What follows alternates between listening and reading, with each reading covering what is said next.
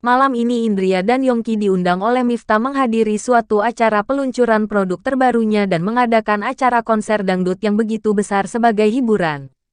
Indria, kamu tidak apa-apa menonton dangdut? Tanya Yongki takut istrinya marah. Lah memangnya kenapa? Lagian artisnya juga sopan-sopan. Mereka menjual suara bukan menjual tubuh. Jawab Indria. Aku kira kamu akan memandang mereka rendah karena pekerjaannya. Ucap Yongki. Walau aku memakai gamis dan bercadar, belum tentu juga hati aku bisa lebih baik dari mereka. Makanya jangan menilai orang dari luar saja. Lagian menyanyi jika tidak vulgar tidak masalah. Kita di sini benar-benar hanya menikmati musik dan suara yang bagus. Balas Indria. Benar juga sih. Hanya saja ada beberapa penyanyi yang nakal. Di belakang panggung mereka demi uang menjual diri. Atau ada yang demi saweran banyak rela mempertontonkan auratnya dan bergoyang panas. Tapi aku jadi bersyukur punya istri seperti kamu. Karena hanya aku saja yang tahu betapa cantiknya kamu. Ucap Yongki mesra. Indria tertawa. Dalam segala kesempatan, suaminya tidak pernah bosan untuk menggoda.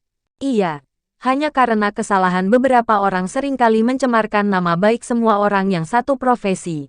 Gumam Indria memahami. Halo, kalian baru datang ya? Sapa Miftah. Tidak juga. Sebenarnya sudah sampai dari tadi tapi kita lihat-lihat dulu di lapangan. Jawab Yongki. Jangan di luar. Ayo bawa istrimu masuk biar tidak kedinginan. Apalagi di luar takutnya ada beberapa pemuda yang rusuh. Sela Miftah. Iya. Jawab Yongki paham bagaimana karakter darah muda. Miftah membawa Yongki dan Indria duduk di ruang VIP. Menikmati konser dan juga beberapa acara. Saat Miftah naik ke atas panggung untuk peresmian produk, Yongki bertepuk tangan dengan semangat. Lihatlah, Miftah jika berpakaian seperti itu, nampak keren dan dewasa. Sebagai pemimpin perusahaan dia sangat berwibawa dan bijak. Cetus Yongki. Iya, jawab Indria setuju. Tapi kamu jangan berani-beraninya jatuh cinta padanya. Sela Yongki memperingati. Idih, apaan sih? Sergah Indria kesal dituduh seperti itu. Acaranya selain musik apa saja? Tanya Indria. Kalau tidak salah akan ada drama juga. Bagaimana perusahaan milik kakek Miftah berdiri? Katanya dulu hanya usaha kecil-kecilan sampai bisa membangun perusahaan besar yang hebat. Ucap Yongki. Wah, keren sekali. Bisa menjadi motivasi untuk anak muda agar jangan pantang menyerah menggapai mimpi. Pekik Indria. Ayo kita lihat lagi. Ucap Yongki. Setelah acara peresmian produk baru milik Miftah selesai, diganti dengan acara drama yang penuh haru dan membangkitkan semangat berjuang. Miftah juga ikut nangis, membayangkan bagaimana kakeknya berjuang. Karena jika menyerah di tengah jalan kehidupan Miftah tidak akan sesukses ini. Pada dasarnya Miftah yang sejak kecil nakal tidak memiliki prestasi apapun melainkan sekedar melanjutkan usaha orang tuanya. Mif. Kita sudah semakin dewasa ya. Gumam Yongki ikut terharu. Iya. Dan masa muda kita hanya dipenuhi dengan kenakalan. Balas Miftah. Tapi bersyukurlah kalian berdua diberi hidayah dalam usia yang termasuk muda. Setelah ini mari berjuang untuk menjadi pribadi yang lebih baik lagi. Dalam agama juga. Karena itu yang paling penting untuk akhirat nanti. Bujuk Indria menyemangati. Iya. Makanya kenalkan aku dengan perempuan yang seperti kamu dong. Biar ada yang menyemangatiku untuk berubah. Sela Miftah. Siapa ya? Aku tidak begitu punya banyak teman. Balas Indria juga kebingungan.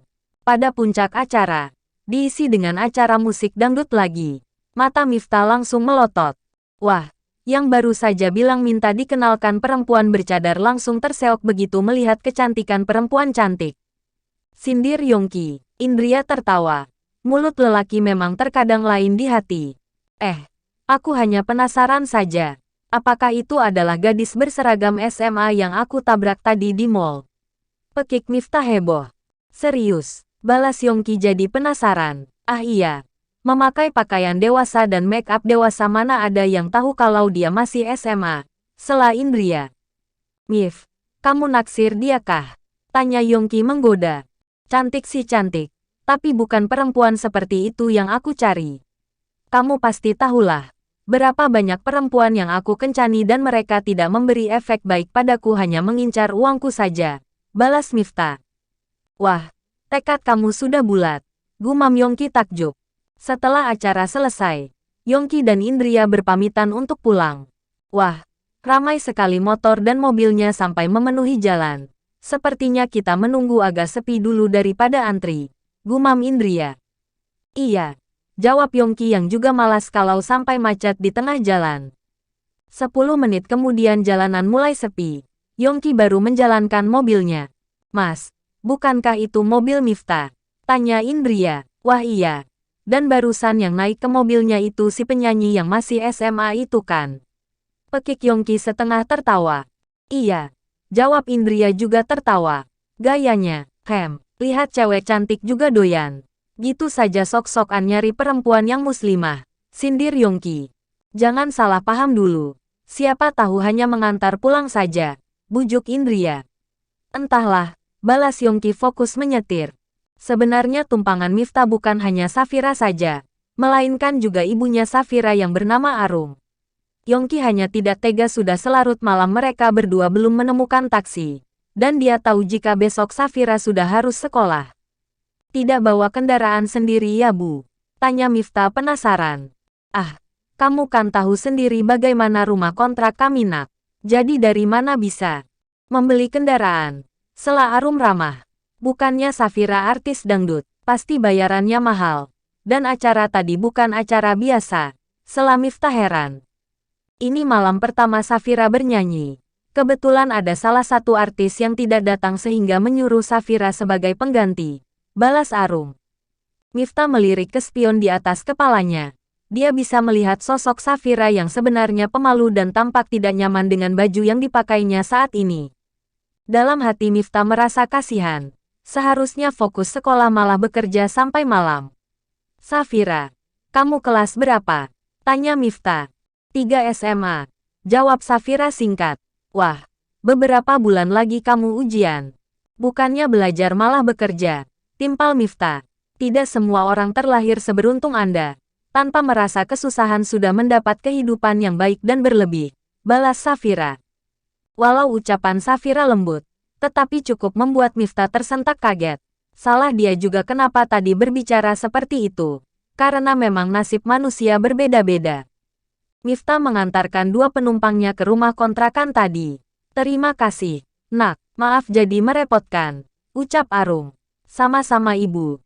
Jawab Miftah ramah. Kemudian Miftah pulang. Sampai di rumah saat membuka ponsel ada pesan ejekan dari Yongki. Safira memang cantik. Tetapi aku sama sekali tidak tertarik. Batin Miftah tertawa lucu.